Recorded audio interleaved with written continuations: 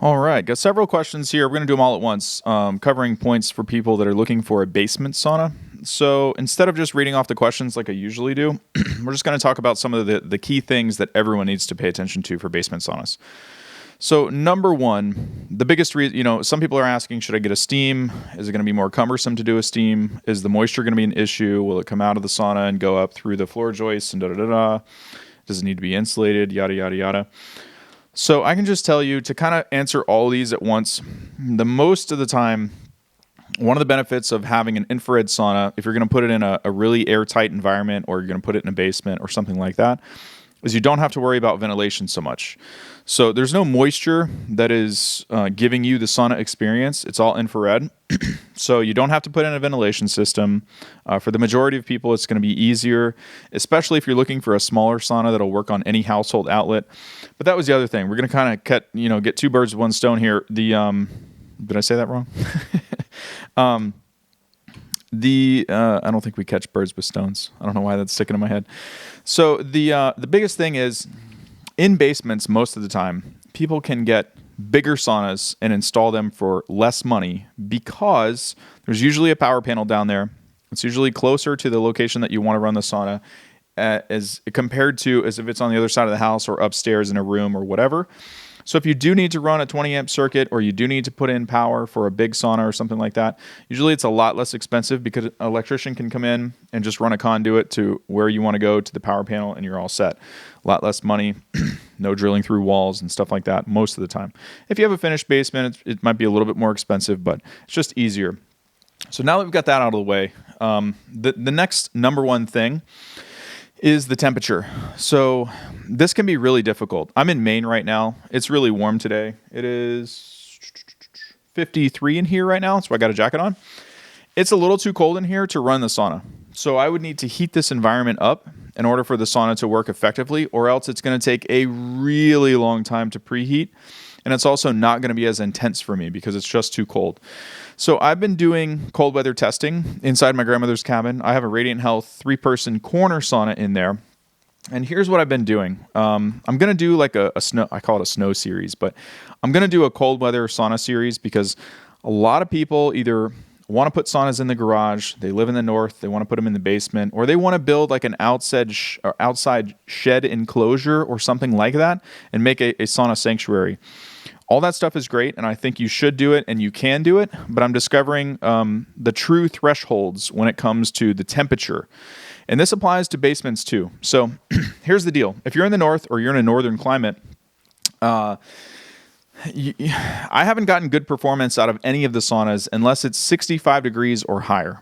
So most sauna companies recommend 68 to 70 degrees and up. And the issue with that is a lot of people's basements are just kept above freezing or just kept, 55 if there's a monitor down there or something. They don't really heat it. It wouldn't be worth it to go through the expense of heating the entire basement if it's a big place. There's a couple things you can do. You can change where you put it. You could also just frame out a little room around it and only heat that space if it's really cold in your basement. Or you could just turn the monitor up. I've found that anything over 63 to 65 degrees Fahrenheit really makes a huge difference. The sauna runs well. It heats up to, I think it's 125. I don't know. I'm going to do a video. I set all the camera gear up. I did different temperatures. I had thermometers in there. I had a monitor. We let the place freeze overnight, and then I came back in there and started the sauna. See how long does it take to heat? How long does it take me to sweat? When it's freezing in there, it just doesn't work. It's just too cold. It's not a good environment. I don't recommend anybody do that. And when the sauna really starts to perform again is 65 degrees and up. So that's my rule of thumb. I think sauna companies are usually 70, and they'll flat out tell you, don't put an infrared sauna outside. Don't put it in a cold garage. Don't put it in a cold basement. And when they say cold, they mean just above freezing, so your pipes don't freeze. Like if you're at 45, it's just not going to work well. And it's not going to be comfortable for you. You're going to go in this sauna and you're going to get out of that thing and you are going to shiver your little tail off. I discovered that just last week. So using saunas in Florida for so long, we don't have to deal with that. Usually we're running AC to cool the inside environment down. So it's the opposite problem. But in this case, so for basement saunas, here's what I recommend.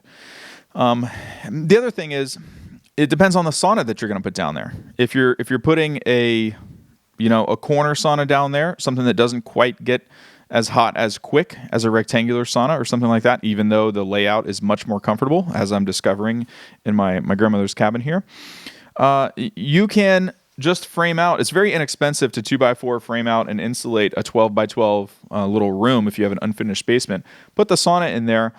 Just doing that by itself will contain the heat that the sauna generates, and it takes very little input to heat the space to a reasonable temperature after that. You don't have to heat the entire basement. That would be the best option. If you're one of those folks that's asking some of these questions and you have a really cold basement that's 45. The other thing I would argue is that, like I said before, think about, like, you're going to want to go from the sauna to the shower. So be mindful of how cold.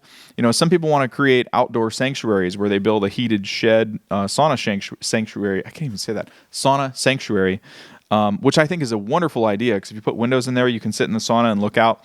I'd like to do that here because the scenery is great. We feed the deer. It would just be beautiful. You get the snow on the ground. Everything would be awesome. But that space definitely has to be heated to 65 or higher. The performance of the sauna is going to suffer. I wouldn't change that recommendation, pretty much for anything. Doesn't matter the brand. Doesn't matter, the size. Doesn't matter any of that stuff. You're going to be fighting the ambient temperature in that environment if you don't adhere to the 65 and up. Because what's going to happen is it's going to take so damn long for the thing to heat or preheat that you're going to run the timer out on the sauna and it's going to cut off before you can come back and it even gets to temperature. So it's it's just not going to work well. So that's what I would recommend.